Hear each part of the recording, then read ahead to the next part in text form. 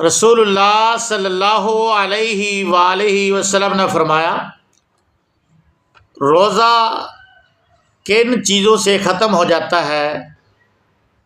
اور کن چیزوں سے روزہ ختم نہیں ہوتا۔ آج میں نے آپ کو یہ بات بتلانی ہے کہ رسول اللہ صلی اللہ علیہ وآلہ وسلم نے جو ہمیں حکم دیا ہے،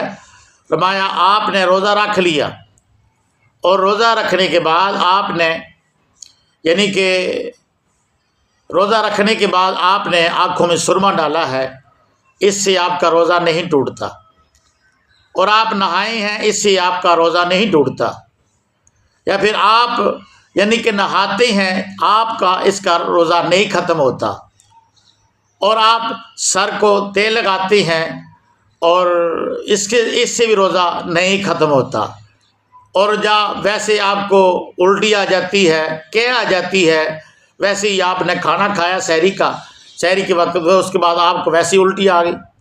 ویسی آپ کو کیا آ گئی، لیکن اس سے آپ کا روزہ ختم نہیں ہوگا،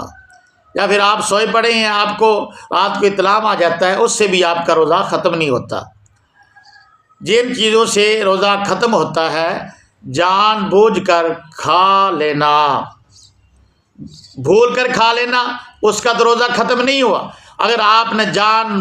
بوجھ کر کھا لیا پی لیا، وہ روزہ ختم ہو گیا، روزہ ٹوٹ گیا۔ یا پھر